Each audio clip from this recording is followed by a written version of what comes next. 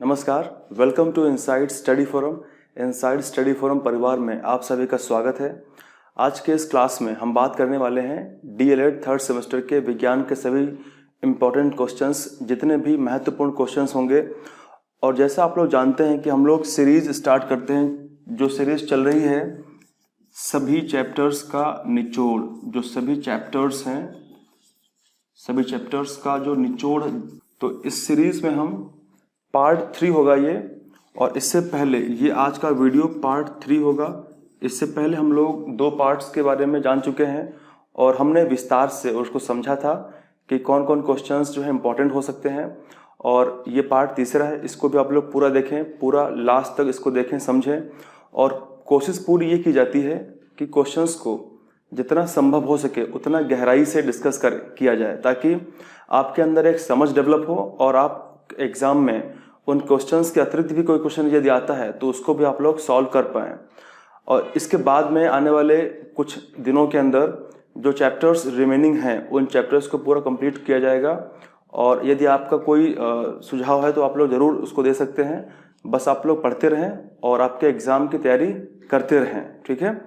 तो जो क्वेश्चंस हैं उन क्वेश्चंस को हम डिस्कस करेंगे पीडीएफ मोड से, ताकि हम विस्तार से कम समय में सभी क्वेश्चंस को अच्छे से डिस्कस कर लें। तो स्टार्ट करते हैं और चलते हैं पीडीएफ पर। डीएलएड साइंस थर्ड सेमेस्टर का वीडियो है ये, और इसमें हम लोग डिस्कस करने वाले हैं सभी इम्पॉर्टेंट क्वेश्चंस जो आपके 2021 का जो एग्ज़ाम होने वाला है इसके लिए बहुत इम्पोर्टेंट होंगे। और आने वाले 22-23 जो भी एग्ज़ाम्स होंगे डीएलएड के, सभी के लिए इम्पोर्टेंट होंगे। तो स्टार्ट करते हैं। पहला क्वेश्चन है, खमीर क्या होते हैं। और खमीर को डिस्कस करने से पहले मैंने 2 पार्ट्स इसके पहले अपलोड किए हुए हैं। तो अगर आप लोग चाहते हैं कि आप लोग उन पार्ट्स को देखें तो आप लोग ज़रूर उसको सर्च कर सकते हैं प्लेलिस्ट में, या फिर उसकी लिंक आपको नीचे मिल जाएगी डिस्क्रिप्शन बॉक्स में। वहाँ से उसको आप ज़रूर देखें, क्योंकि वो भी आपके लिए बहुत इंपॉर्टेंट है। और उन वीडियोस में भी मैंने सभी इंपॉर्टेंट क्वेश्चंस को कवर किया है। तो ये उस सीरीज़ में तीसरा पार्ट रहेगा। तो अब बात करते हैं खमीर की। खमीर का मतलब क्या होता है। खमीर एक प्रकार के फंगस होते हैं, फंगस। और फंगस का मतलब होता है कवक, ठीक है, कवक होते हैं। अगर हम बात करें कवक के बारे में, कवक क्या होता है, देखिए जिस तरीके से जीवाणु होते हैं, जिस तरीके से बैक्टीरिया जो होते हैं, बिल्कुल उसी तरीके से कवक होते हैं। अब कवक में थोड़ा अंतर ये होता है, जो जीवाणु होते हैं वो होते हैं प्रोकैरियोटिक, और जो कवक होते हैं वो होते हैं यूकैरियोटिक। अगर आपको नहीं डिफरेंस पता है कि प्रो और यूकैरियोटिक सेल में डिफरेंस क्या होता है, तो उसके लिए भी पूरा चैप्टर स्टार्टिंग से पढ़ाया गया है, तो आप लोग ज़रूर उसको देखें। वहाँ पे आपको प्रोकैरियोटिक, यूकैरियोटिक, बैक्टीरिया, वायरस, कवक में पूरा डिफरेंस बताया गया है, वहाँ से आप उसको समझ सकते हैं। अब यहाँ पे बेसिक सी बात करते हैं। जीवाणु जो होते हैं वो बहुत सूक्ष्म होते हैं और वो एक कोशिकीय होते हैं। कैसे होते हैं, एक कोशिकीय होते हैं। और होते कैसे हैं, प्रोकैरियोटिक होते हैं। अगर वहीं पे हम बात करेंगे कवक के बारे में, तो जो कवक होते हैं वो बहुकोशिकीय होते हैं। कवक कैसे होते हैं, बहुकोशिकीय कवक होते हैं।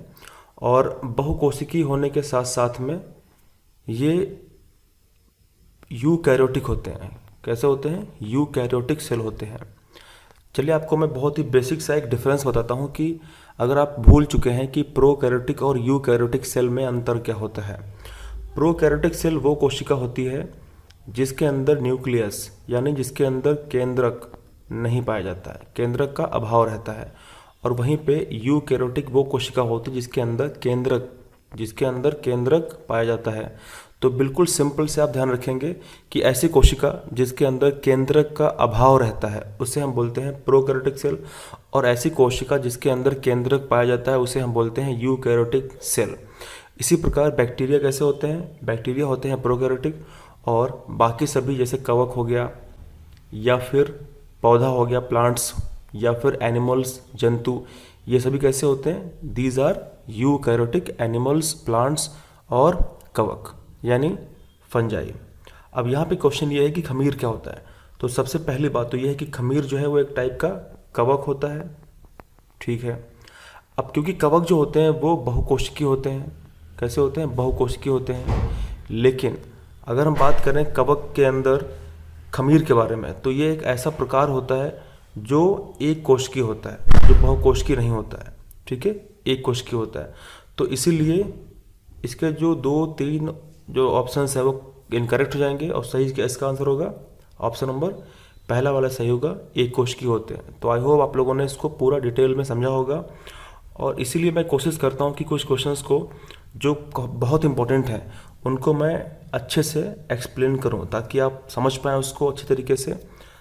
क्वेश्चन नंबर 2 की बात करते हैं। किस नदी बेसिन में सबसे अधिक भूगर्भीय जल संसाधन मिलता है? कौन सा नदी बेसिन जिसके अंदर सबसे अधिक भू जल संसाधन मिलता है? अब यहाँ पे गंगा सिंधु में, गंगा ब्रह्मपुत्र में, सिंधु ब्रह्मपुत्र में, या फिर कावेरी पेन्नार में? तो इस क्वेश्चन का सही जो आंसर है वो आप लोग कमेंट करके तुरंत बताइए कि इसका आंसर सही क्या होगा। तो इसका आंसर सही है ऑप्शन नंबर पहला, गंगा सिंधु नदी में सबसे अधिक भूगर्भीय जल संसाधन प्राप्त होता है, ठीक है, इसको आप लोग ध्यान रखेंगे। क्वेश्चन नंबर 3 की बात करते हैं। शोक नदी किसे कहते हैं? शोक नदी का मतलब क्या होता है? ऐसी नदी जिसके द्वारा जहाँ पे वो बहती है उन लोगों के लिए वो खतरा है, डेंजर है, उसी को हम शोक नदी बोलते हैं। अब इसका मतलब ये है कि मान लीजिए कोई एक पर्टिकुलर एरिया है, इस एरिया में जितने भी लोग रह रहे हैं और इस एरिया में एक नदी पास हो रही है, एक नदी गुजर रही है।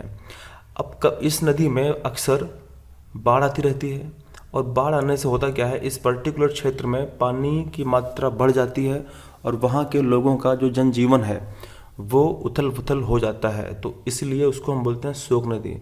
तो यहाँ पे शोक नदी के बारे में कहना, अगर यहाँ पे क्वेश्चन में हम पूछते कि शोक नदी भारत में कौन है, तो ये कहना उचित नहीं हो, क्योंकि भारत बहुत बड़ा है और कोई एक रिवर ऐसी नहीं है जो भारत में पूरे तरीके से जो जनजीवन है लोगों का उसको उथल पुथल कर दे। हाँ, लेकिन ये हो सकता है कि किसी छोटे से पर्टिकुलर एरिया में, स्टेट के अंदर, राज्य के अंदर ऐसा देखने को मिलता है। तो दामोदर जो रिवर है बिल्कुल है, और ये वेस्ट बंगाल की किसकी है? पश्चिम बंगाल की है, वेस्ट बंगाल की, इसको हम सौरो कहते हैं। वहीं पे अगर हम बात करें, एक नदी कोशी है, और कोशी को हम बोलते हैं कि ये बिहार की सौरो है, ठीक है, बिहार की सौरो है। तो यहाँ पे इसका आंसर जो होगा, फिलहाल तो इसका आंसर दामोदर होगा, दामोदर, ठीक है। या फिर उसके अलावा अगर हम समझें तो यहाँ पे महानदी भी एक प्रकार का सौरो है, और आप लोग बताएं कि महानदी किस स्टेट का सौरो है, इसे किस स्टेट का सौरो कहा जाता है। थोड़ी सी बात कर लेते हैं कि भारत में कौन कौन से स्टेट्स के अंदर, कौन कौन से राज्य में कौन कौन सी शोक नदी हो सकती हैं। पश्चिम बंगाल की बात करें तो दामोदर है, जो अभी हमने बिल्कुल देखा था। अगर हम बात करें उड़ीसा की, तो उड़ीसा के अंदर कौन सा है? तो यहाँ पे है महानदी, ठीक है। आप ध्यान रखेंगे आप लोग कि जो महानदी है वो उड़ीसा के अंदर है, और उसको वहाँ की शोक नदी कहा जाता है। असम की अगर बात करें तो असम में जो नदी है वो है ब्रह्मपुत्र, ये वहाँ की शोक नदी है। और इसके अलावा अगर बात करें उत्तर प्रदेश की, तो उत्तर प्रदेश में जो नदी घाघरा है ये है शोक नदी, ठीक है। तो इस तरीके से हम याद रख सकते हैं, परंतु इस क्वेश्चन का सही आंसर क्या होगा? दामोदर होगा। अब बात करते हैं क्वेश्चन नंबर 4। कौन सी नदी बंगाल की खाड़ी में नहीं गिरती है? अब यहाँ पे आपको इन रिवर्स में से सही इसका आंसर बताना है कि कौन सी नदी बंगाल की खाड़ी में नहीं गिरती है, बे ऑफ बंगाल में नहीं फ्लो होती है। ऑप्शंस आपके सामने हैं, गंगा, ठीक है, यमुना, ब्रह्मपुत्र और मेघना। तो आप लोग कमेंट करके तुरंत इसका आंसर बताइए कि इसका आंसर सही आपको क्या लगता है। अगर बात करें गंगा की, तो गंगा बे ऑफ बंगाल में गिरती है, बिल्कुल ठीक है। यहाँ पे आप देखिए इस तरीके से, ये है बे ऑफ बंगाल, तो यहाँ पे वेस्ट बंगाल से आते हुए और यहाँ पे वो गंगा इससे मिल जाती है, और यहीं पे एक डेल्टा फॉर्म होता है जिसको बोलते हैं सुंदरवन डेल्टा। और डेल्टा बनता कैसे है? डेल्टा बनता है गंगा और ब्रह्मपुत्र के मिलने से, ठीक है। तो गंगा हो गई, और अगर बात करें इसमें ब्रह्मपुत्र, तो ब्रह्मपुत्र भी बे ऑफ बंगाल की तरफ ही आती है। मेघना की बात करें तो जो रिवर मेघना है वो यहीं पे मेघना भी फ्लो होती है। तो इस क्वेश्चन का जो सही आंसर है वो है यमुना। हालांकि अगर हम बात करें यमुना की, तो यमुना जो है वो गंगा की एक ट्रिब्यूटरी है। इसका मतलब क्या है? गंगा की एक सहायक नदी है, ठीक है। तो आप लोग ध्यान रखेंगे, और इसीलिए ये इससे मिल जाती है। तो जाहिर सी बात है कि ये फ्लो खुद नहीं करती है जाके बे ऑफ बंगाल में, क्योंकि ये सहायक नदी गंगा की, तो उससे मिल जाती है। तो इसीलिए गंगा और ब्रह्मपुत्र और मेघना ये सभी जो हैं वो फ्लो होती हैं बे ऑफ बंगाल में, लेकिन छोड़ करके किसको, यमुना को। तो आप लोग ध्यान रखेंगे। क्वेश्चन नंबर 5 की बात करते हैं। निम्नलिखित में से प्राकृतिक उपहार नहीं है, यानी जो ऑप्शंस दिए गए उनमें से प्राकृतिक उपहार कौन सा नहीं है। शैल को मतलब हम रॉक बोलते हैं, ठीक है, रॉक। अगर रॉक की बात की जाए तो रॉक जो होती हैं वो प्राकृतिक रूप से बनती हैं। और कितने प्रकार की रॉक्स होती हैं, तो रॉक को हम 3 टाइप से क्लासीफाई करते हैं। कौन कौन से रॉक्स, 3 टाइप से। जैसे सबसे पहला होता है आग्नेय चट्टान। क्या होता है, आग्नेय चट्टान, आग्नेय शैल। दूसरा होता है अवसादी। क्या होता है, अवसादी शैल। और तीसरा होता है रूपांतरित। तो 3 प्रकार की शैलें होती हैं, आग्नेय, अवसादी और रूपांतरित। थोड़ा सा ब्रीफ में समझेंगे हम इन शैल के बारे में। शैल में अगर हम बात करें पहली शैल के बारे में, जो आग्नेय शैल है, जो मैग्मा नीचे, पृथ्वी के नीचे मैग्मा भरा होता है, उस मैग्मा के निकलने से, जैसे मैग्मा बाहर निकलता है, मैग्मा का मतलब होता है कि पृथ्वी के भीतर जो पिघला पदार्थ होता है उसको हम मैग्मा कहते हैं।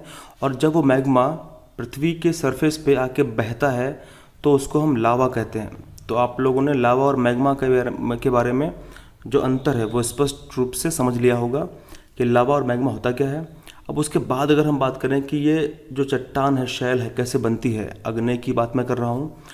जैसे ही मैग्मा बाहर निकलता है, लावा बन जाता है, और लावा धीरे धीरे ठंडा हो जाता है, कूल हो जाता है, और ठंडा होने के बाद में वो ठोस हो जाता है। और ठोस होने के बाद जो शैल बनती है उसको बोलते हैं आग्नेय शैल। तो इस प्रकार बनती है आग्नेय शैल। और यही कारण है कि आग्नेय शैल के अंदर कोई भी जीवाश्म जो है वो नहीं होता है, और ना ही इसके अंदर परतें होती हैं, ठीक है, क्योंकि ये सबसे पहली शैल होती है। तो इसीलिए इसको हम बोलते हैं प्राथमिक शैल, और सबसे प्राचीन शैल भी इसी को कहते हैं। क्यों, क्योंकि बहुत ही पहले से ये उपस्थित हैं अर्थ के ऊपर, और इसीलिए प्राचीन शैल होती हैं। और सबसे ये प्राइमरी क्यों होती है, प्राथमिक, क्योंकि इसी शैल से, आग्नेय शैल से ही जो बाकी शैल होती हैं उनका निर्माण धीरे धीरे हो जाता है। तो ये हमने समझा थोड़ा शैल के बारे में। अगर हम बात करें मृदा के बारे में, तो शैल जो टूटती है उसके जो कण होते हैं वो धीरे धीरे कुछ हज़ार वर्षों में बहुत ही फाइन, बहुत ही स्मूथ हो जाते हैं, और उन्हीं स्मूथ होने से धीरे धीरे मृदा बनती है। तो ये भी एक तरीके से क्या है, प्राकृतिक ही है। दूसरा है मानव छोड़ देते हैं, थोड़ा बात करते हैं नदियों के बारे में। नदियाँ जो होती हैं यही प्राकृतिक तरीके से उद्गम होता है इनका कहीं ना कहीं। अगर हम बात करेंगे हिमालय के बारे में, जो हिमालय नदियाँ होती हैं, तो जब हिमालय पे बर्फ़ होती है वो पिघलती है, जिसको हम ग्लेशियर कहते हैं, तो उससे निकलने वाली जो नदियाँ होती हैं वो हिमालय नदियाँ होती हैं। या फिर कहीं प्रायद्वीप होगा, जैसे कुछ अगर हम बात करें भारत के अंदर तो प्रायद्वीप है, यहाँ पे पश्चिमी घाट हैं और यहाँ पे पूर्वी घाट हैं।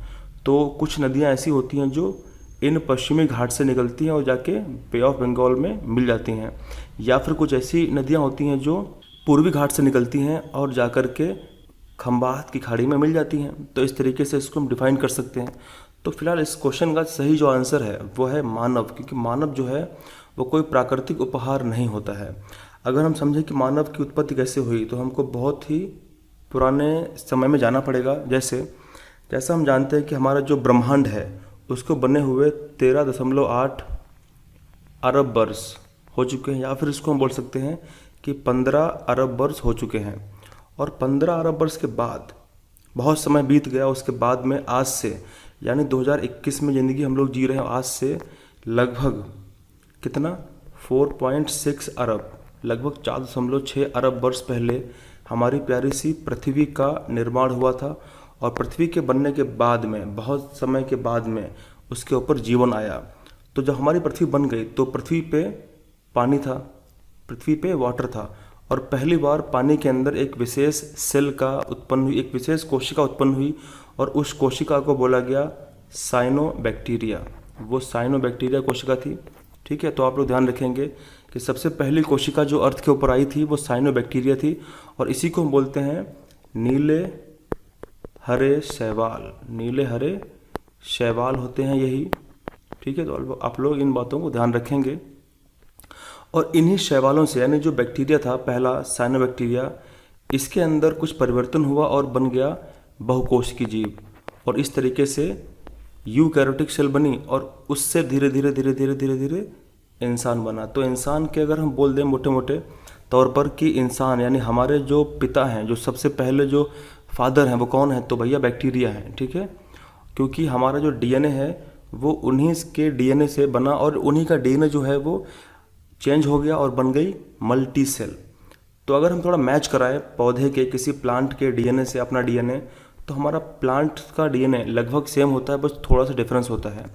अगर हम बात करते हैं कि जो चिंपैंजी है और जो गौरिल्ला है, ये दो स्पीसीज़ हैं बंदरों की, इनका डीएनए अगर मैच कराएं तो लगभग 99% डीएनए इनका हमारा मैच करता है। और अगर हम बात करें कि एक इंसान है राहुल और दूसरा इंसान है मोनू, इसका मतलब दोनों की स्पीसीज़ सेम है, दोनों की प्रजाति सेम है ना। अब ये तो है नहीं कि राहुल बंदर है और मोनू इंसान है, दोनों ही इंसान हैं, इसका मतलब दोनों की प्रजाति होमो सैपियंस है, ठीक है। होमो सैपियंस ही इनकी प्रजाति है। अब क्वेश्चन ये आता है कि दोनों जब सेम स्पीसीज़ के हैं, दोनों जब समान प्रजाति के लोग हैं, तो इनका डीएनए भी समान होना चाहिए। लेकिन होता क्या है, 99.9% इनका डीएनए सेम होता है, केवल 0.1% डीएनए इनका जो होता है वो अलग होता है। इसीलिए यही 0.1% डीएनए ही संसार के सभी लोगों में भिन्न पाया जाता है और यही यूनिकनेस होती है। जैसा हम जानते हैं ना कि भाई प्रत्येक जो व्यक्ति होता है वो अपने आप में इंडिविजुअल होता है और अपने आप में एक अलग होता है, क्योंकि उसका जो डीएनए है 0.1% वो डिफरेंट होता है, वो सेम नहीं होता है, लेकिन बाकी 99.9% डीएनए सेम होता है, ठीक है। यानी मैं जो ये आपको पढ़ा रहा हूँ और जो लोग वीडियोस को देख रहे हैं उनके चेहरे पे स्माइल आ गई होगी कि आपका और मेरा डीएनए 99.9% सेम है, बस फ़र्क कितना है, 0.1% का फ़र्क है, और ये हमको यूनिक बनाता है, ठीक है। तो क्वेश्चन नंबर 6 की बात करते हैं। तो 5 का आंसर क्या था, इसका आंसर था मानव। क्वेश्चन 6 की बात करते हैं। महासागरों में स्थल के डूबे भाग को क्या कहते हैं, यानी जो महासागर है, जैसे मान लीजिए कोई एक विशाल महासागर है, या फिर नाम ले लेते हैं अगर हम प्रशांत महासागर की, ठीक है। प्रशांत महासागर है, बहुत ही बड़ा महासागर है ये, और इस महासागर में अगर कोई भी जो स्थल है वो डूबा हुआ है अंदर, तो उसको हम क्या बोलेंगे, तो जाहिर सी बात है उसको हम बोलेंगे महाद्वीप मग्न तट। तो इसका आंसर क्या होगा, ऑप्शन नंबर 1 होगा महाद्वीप मग्न तट, ठीक है। अगर थोड़ी सी बात करें महासागरों के बारे में, तो हमारी अर्थ पर, हमारी पृथ्वी पर जो ओशियंस हैं वो कितने हैं, वो हैं 5, यानी 5 महासागर हमारी अर्थ के ऊपर हैं प्रमुख। जैसे कौन कौन से, यहाँ पे है पैसिफिक ओशन प्रशांत महासागर, ठीक है, इधर भी है प्रशांत महासागर, वेरी गुड, और यहाँ पे जो एस टाइप का बनता है स्ट्रक्चर, ये है अटलांटिक ओशियन, ठीक है। यहाँ पे इंडियन ओशियन है, ये हमारा हिंद महासागर है, यहाँ पे दक्षिणी महासागर है, और ऊपर क्या है, ऊपर है आर्कटिक महासागर। तो इस तरीके से 5 महासागर हमारे अर्थ पर हैं, और हमारे अर्थ पे जो सबसे गहरा प्लेस है वो है मेरियाना गर्त। क्या है, मेरियाना गर्त है जो सबसे गहरा स्थान है, जो लगभग 11 किलोमीटर की इसकी गहराई है। और अगर हम इसके अंदर माउंट एवरेस्ट को खड़ा कर दें तो पूरा माउंट एवरेस्ट डूब जाएगा, क्योंकि माउंट एवरेस्ट की कितनी ऊंचाई है, 8,850 मीटर। तो ये 8,850 मीटर 11 किलोमीटर के अंदर पूरा डूब जाएगा, फिर भी डूबने के लिए और स्थान बचेगा। तो आप लोग इन बातों को ज़रूर ध्यान रखें। अगर हम बात करें कि हमारे अर्थ पर कौन कौन से महाद्वीप हैं, तो सबसे बड़ा महाद्वीप कौन सा है, एशिया है, उसके बाद में अफ्रीका है, उसके बाद में नॉर्थ अमेरिका यानी उत्तरी अमेरिका है, उसके बाद में साउथ अमेरिका है, उसके बाद में फिर हमारा आ जाता है अंटार्कटिका, और फिर है यूरोप, और उसके बाद छोटा है ऑस्ट्रेलिया। तो ये हमारे हैं वर्तमान में 7 महाद्वीप, ठीक है। और जिसमें से जो अफ्रीका है थोड़ा विशेष है, क्यों, क्योंकि इसमें से कर्क रेखा, भूमध्य रेखा और मकर रेखा तीनों पास होती हैं, और एकमात्र देश ब्राज़ील जिसमें से भूमध्य रेखा और मकर रेखा पास होती है। जब भी हम बात करते हैं भूमध्य रेखा की तो ये होती है 0 डिग्री अक्षांश, और जब भी हम बात करते हैं मकर रेखा की तो ये होती है 23.5 डिग्री अक्षांश, ठीक है। आगे आने वाले वीडियोस के अंदर हम अक्षांश और देशांतर की पूरी बात करेंगे और समझेंगे, क्योंकि आपको मैं ज्योग्राफी बहुत जल्दी पढ़ाने वाला हूँ। क्वेश्चन नंबर 7 की बात करते हैं। खान एवं खनिज अधिनियम पारित हुआ था? तो खान एवं खनिज जो अधिनियम है वो कब पारित हुआ था? तो इसका आंसर आप लोग कमेंट करके बताइए। इसका आंसर होगा सन 1957 में इसको पास किया गया था। तो इसका आंसर पहला वाला सही होगा। क्वेश्चन नंबर 8 की बात करते हैं। अभ्रक का उपयोग किया जाता है। अभ्रक, अभ्रक का मतलब होता है एस्बेस्टॉस। तो अभ्रक का उपयोग जो होता है वो कहाँ होता है? देखिए, अगर हम बात करें अभ्रक के बारे में, तो अभ्रक जो है मुख्यतः इसका उपयोग जो होता है वो विद्युत के लिए होता है, यानी विद्युत में इसका उपयोग किया जाता है। अभ्रक जो होता है वो विद्युत का असंवाहक होता है और इसीलिए इसका उपयोग हम कंडेंसर, टेलीफोन, डायनेमो इत्यादि में करते हैं। और यह पारदर्शक तथा तापरोधक भी होता है, इसीलिए इसका हम जो उपयोग है वो लैंप की चिमनी में भी करते हैं, स्टोव और भट्टियों में भी करते हैं। तो इसका आंसर सही क्या होगा? विद्युत उद्योग में। तो आप लोग ध्यान रखेंगे, अभ्रक का उपयोग कहाँ पे होता है? विद्युत उद्योग में होता है। क्वेश्चन नंबर 9 की बात करते हैं कि वे पदार्थ जिन पर पड़ने वाला प्रकाश आंशिक रूप से निर्गत होता है वह कहलाता है, यानी what do you call a substance through which things are partially visible. तो अगर वो आंशिक रूप से ही उस पर जो है वो विजिबल होगा तो उस ऐसे पदार्थ को हम क्या बोलेंगे? तो ऐसे पदार्थ को हम बोलते हैं अल्प पारदर्शक पदार्थ। तो इसका आंसर क्या होगा? ऑप्शन नंबर सबसे लास्ट वाला होगा, अल्प पारदर्शक। क्वेश्चन नंबर 10, सूर्य के सबसे निकट ग्रह कौन सा है? सबसे पहले थोड़ी सी बात करते हैं कि सौरमंडल के बारे में और फिर हम बात करेंगे कि सबसे निकट कौन सा ग्रह सूर्य का है। ठीक है, देखिए अब यहाँ पे हम देखते हैं कि ये हमारा सबसे विशाल तारा है जो हमारे सबसे निकटतम, वो है सूर्य। ठीक है, और सूर्य के जस्ट थोड़ा सा आगे जाएंगे तो यहाँ पे मिलेगा छोटा सा आपको ग्रह जिसको हम बोलते हैं बुध, यानी मरकरी बोलते हैं इसको हम। उसके बाद मिलेगा थोड़ा सा इससे बड़ा, वो है शुक्र जिसको वीनस बोलते हैं। और उसके बाद में जहाँ पे हम बैठे हैं, वीडियो को देख रहे हैं और मुस्कुरा रहे हैं, वो है भैया कौन सा ग्रह? पृथ्वी, जिसको अर्थ बोलते हैं। और पृथ्वी के आगे जाएंगे तो मिलेगा मंगल, और मंगल के आगे जाएंगे तो हमको मिलेंगे क्षुद्र ग्रह यानी एस्टेरॉइड्स। इस तरीके से बेल्ट बन जाती है, पट्टी बन जाती है। और इसके आगे जाएंगे तो मिलेगा एक विशाल सा ग्रह जिसको बोलते हैं बृहस्पति, जुपिटर। और फिर मिलेगा हमको शनि, और उसके बाद मिलेगा हमको यूरेनस जिसको बोलते हैं हम अरुण, और फिर मिलेगा वरुण। और ये हमारे हो गए कितने? 8 ग्रह। तो ये हमारे वर्तमान में सौरमंडल में 8 ग्रह हैं। लेकिन प्लूटो, अगर हम बात करें प्लूटो की, तो प्लूटो हमारा ग्रह नहीं है, क्योंकि प्लूटो एक बौना ग्रह है और जिसको 2006 में बौना ग्रह घोषित किया गया था। तो इस क्वेश्चन में क्या पूछा गया कि सबसे निकटतम कौन सा ग्रह है? तो वो है बुध यानी मरकरी। ठीक है, तो आप लोगों ने इसको पूरा समझा विस्तार से। अगर थोड़ी सी बात करें हम कि जो ग्रह हैं ये किस तरीके से इनका आकार है, देखिए पृथ्वी का जो आकार है वो किस नंबर पे सबसे बड़ा है? सूर्य से अगर बात करें तो पृथ्वी 3rd नंबर पे आता है। ठीक है, अगर बात करें पृथ्वी की हम आकार में कि पृथ्वी आकार में किस नंबर पे आता है, तो सबसे पहले आता है जुपिटर यानी बृहस्पति, फिर शनि आता है सैटर्न, उसके बाद आता है यूरेनस यानी अरुण, फिर आता है नेपच्यून यानी वरुण, और उसके बाद फिर आता है अर्थ यानी पृथ्वी। तो पृथ्वी जो है वो आकार में 5वें नंबर पे आता है और सूर्य से स्थिति में 3rd नंबर पे आता है। तो आप लोग ध्यान रखेंगे। और सबसे ज़्यादा सौरमंडल में जो उपग्रह हैं, जो प्राकृतिक उपग्रह हैं, वो किसके पास में हैं? वो है शनि के पास। कितने हैं वर्तमान में? 82 उपग्रह हैं। ठीक है, और सौरमंडल में जो सबसे बड़ा उपग्रह है वो है जुपिटर के पास में, उसका नाम क्या है? गैनीमीड। कौन है वो? वो है गैनीमीड, गैनीमीड। तो आप लोग ध्यान रखेंगे, गैनीमीड सबसे बड़ा सा उपग्रह है जो बृहस्पति का है। चलिए उसके बाद फिर बात करते हैं हम क्वेश्चन नंबर 11 में। तो इस क्वेश्चन का आंसर क्या होगा? बुध होगा। क्वेश्चन नंबर 11 की बात करते हैं।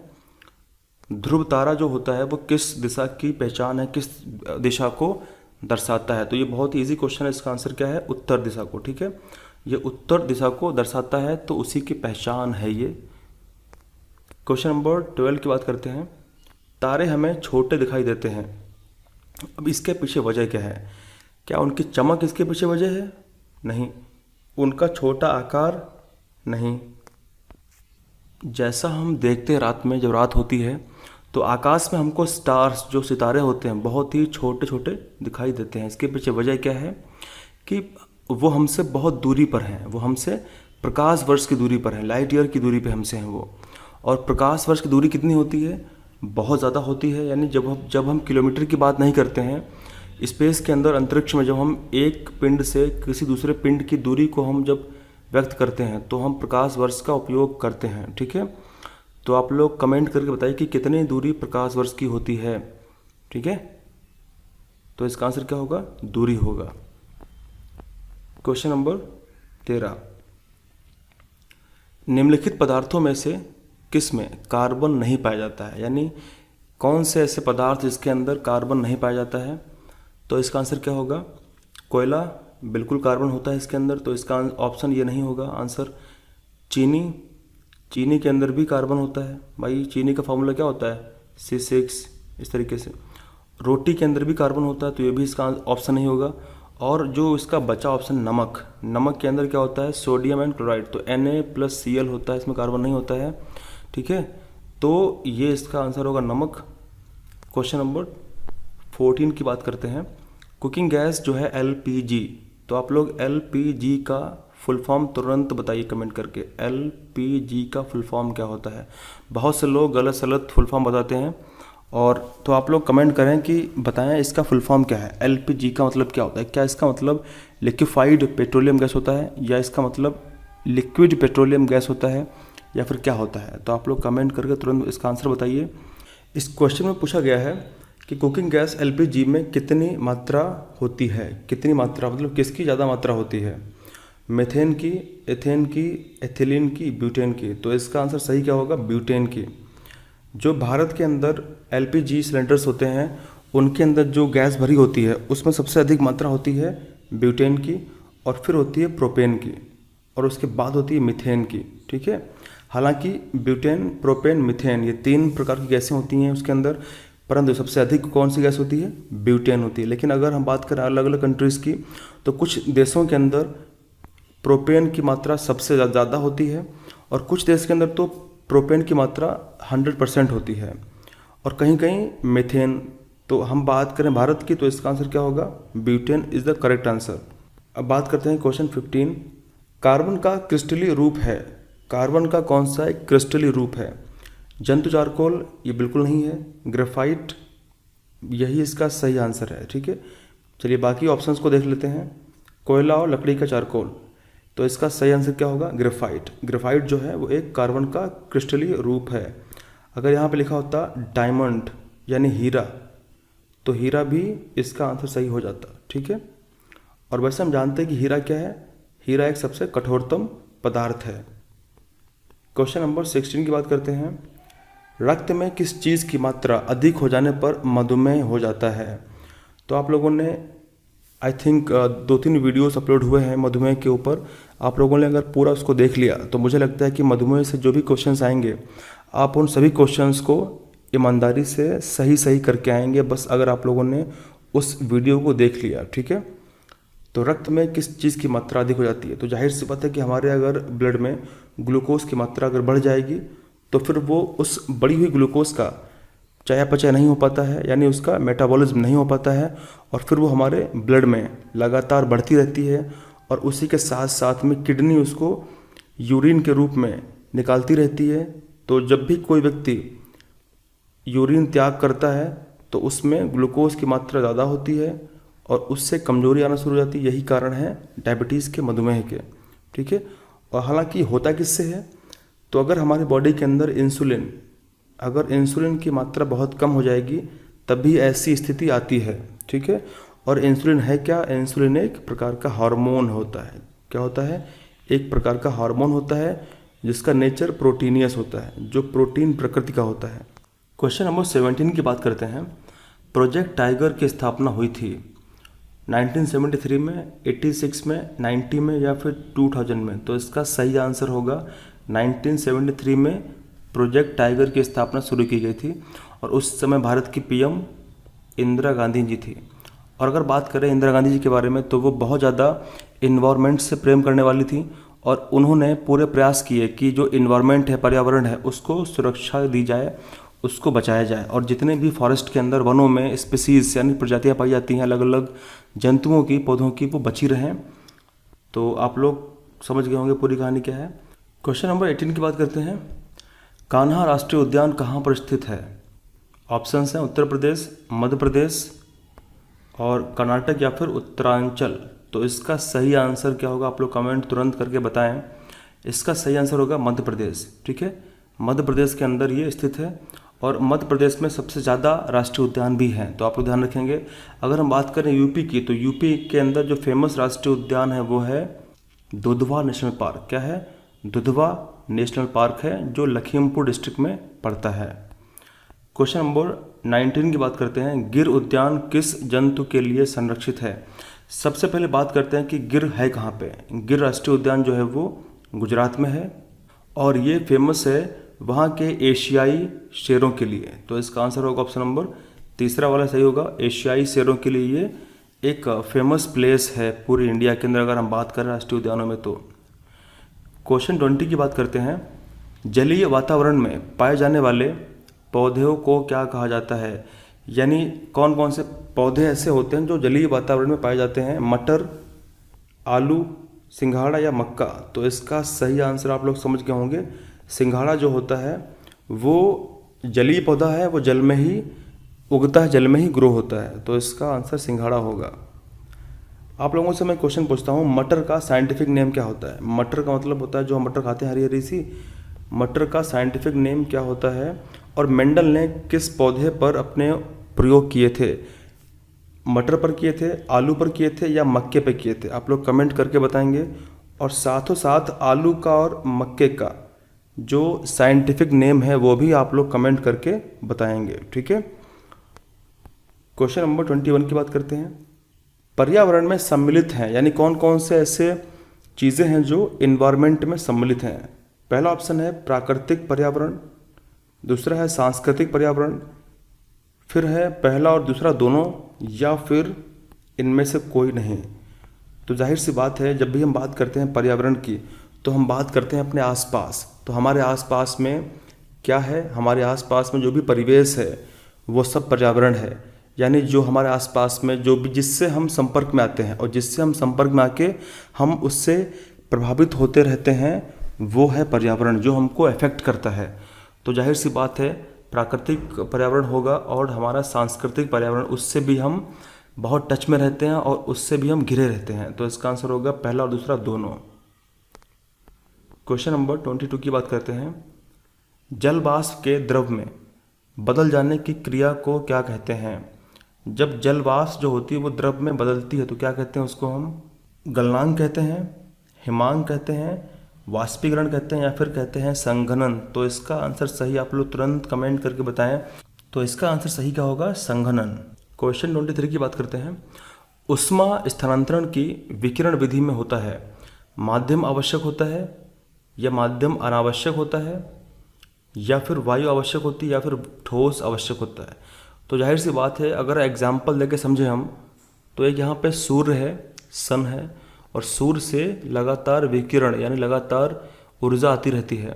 तो सूर्य से जो ऊर्जा, यहाँ पे हम लोग बैठे हुए हैं और धूप में हम लोग वीडियोस को देख रहे हैं, तो सूर्य से जो हीट और जो ऊष्मा आती है वो किसी माध्यम से होकर आती है क्या? क्या कोई माध्यम की आवश्यकता पड़ती है? तो जाहिर सी बात है विकिरण के ट्रांसफ़र होने में किसी भी माध्यम की आवश्यकता नहीं पड़ती है, वो डायरेक्टली आती है। ठीक है, तो इसके लिए सही आंसर क्या होगा? माध्यम की आवश्यकता नहीं पड़ती। इसीलिए यही रीज़न है कि सूर्य का जो प्रकाश है वो दूर दूर तक, कई प्रकाश वर्ष तक जा सकता है, लेकिन उसको जाने में समय लगता है। उसकी चाल की अगर बात करें तो उसकी चाल क्या होती है? तो उसकी चाल होती है 3 × 10⁸ मीटर पर सेकेंड। अगर इसको बात करें हम किलोमीटर में तो लगभग 3 लाख, कितना होता है? लगभग 3 लाख किलोमीटर प्रति सेकेंड इसकी स्पीड होती है। और यही रीज़न है कि हमारे अर्थ पे सूर्य की दूरी कितनी है? 15 करोड़ किलोमीटर दूरी सूर्य की पृथ्वी से है, और 15 करोड़ किलोमीटर की दूरी को पार करते हुए प्रकाश पृथ्वी पर मात्र 8 मिनट और 19 सेकेंड में आ जाता है। ठीक है, आप लोग एक क्वेश्चन कमेंट में तुरंत बताएं, इसका आंसर क्या होगा? कि चंद्रमा का जो प्रकाश है, यानी चंद्रमा के पास अपना कोई खुद का प्रकाश तो होता नहीं, लेकिन वो सूर्य के प्रकाश को पृथ्वी की ओर परावर्तित कर देता है। तो उस प्रकाश को पृथ्वी तक आने में कितना समय लगता है? आप लोग कमेंट करके इसका आंसर तुरंत बताएं कि कितना समय लगता है। क्या 1.3 सेकेंड या 1.3 मिनट या फिर 2 मिनट या फिर 2 सेकेंड? तो आपके पास में ऑप्शंस दिए गए हैं, आप लोग इनमें से चूज़ करके सही आंसर पे क्लिक करें और बताएं, कमेंट में लिखें। क्वेश्चन नंबर 24 की बात करते हैं। किसी वस्तु द्वारा प्रति सेकेंड किए गए कंपन, किसी वस्तु द्वारा प्रति सेकेंड किए गए कंपन की जो संख्या होती है उससे क्या कहते हैं? तो जाहिर सी बात है, किसी वस्तु द्वारा प्रति सेकेंड जो कंपन किए जाते हैं उसको हम बोलते हैं आवृत्ति। क्या होता है वो? आवृत्ति होती है। इसके बाद बात करते हैं क्वेश्चन 25 पर। वायु दाब आरोपित करता है, यानी वायु दाब जो होता है वो कहाँ कहाँ पे होता है, किस किस चीज़ को आरोपित करता है?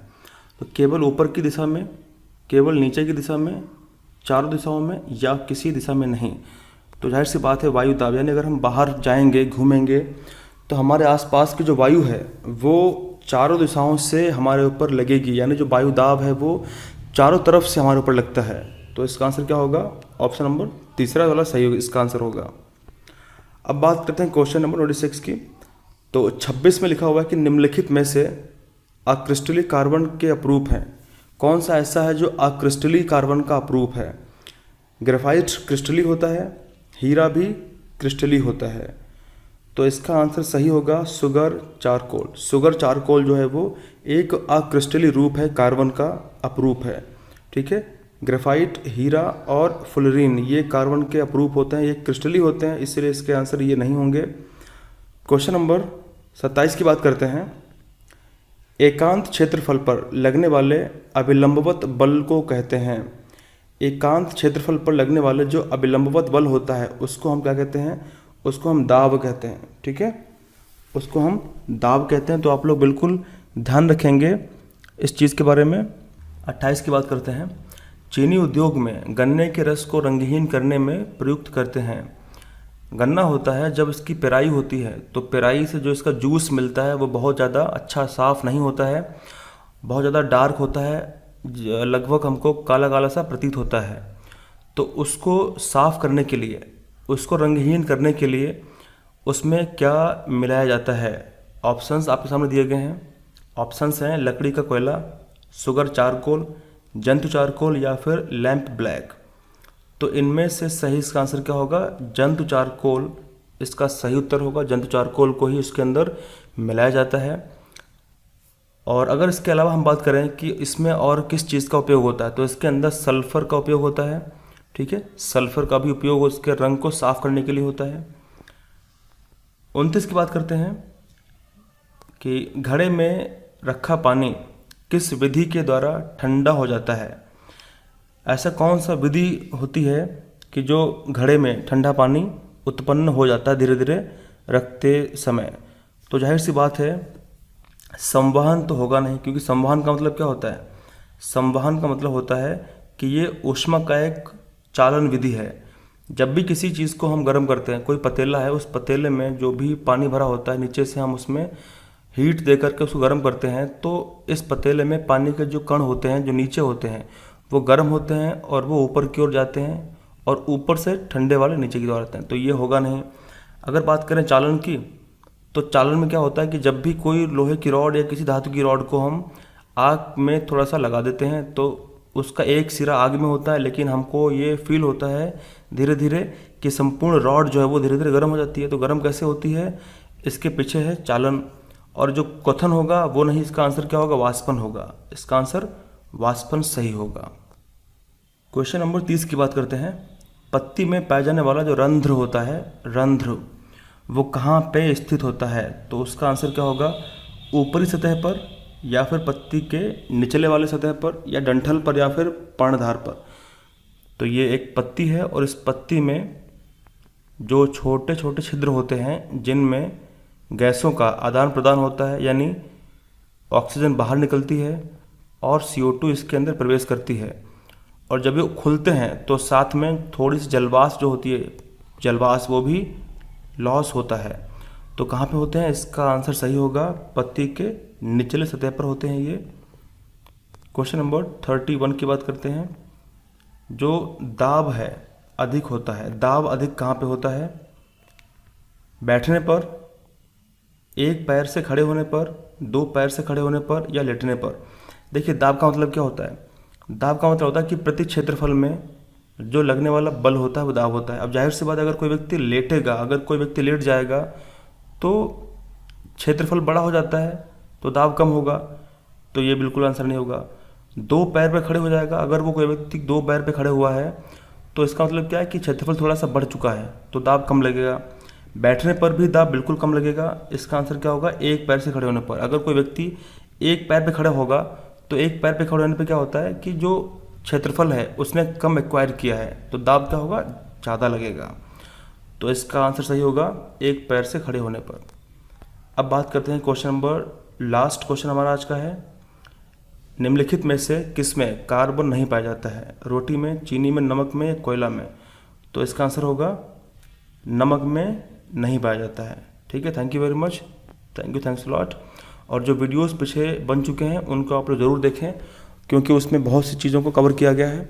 और बाकी जो कुछ वीडियोस अभी आने वाले हैं, आपके जो चैप्टर्स बचे हुए हैं साइंस के 3rd सेमेस्टर के, वो आपके एग्ज़ाम से पहले पहले पूरे कर दिए जाएंगे। बस आप लोग वीडियोज़ को देखते रहें, लाइक करते रहें और शेयर करें अपने दोस्तों में। Thank you very much, thank you, thanks lot, जय हिंद।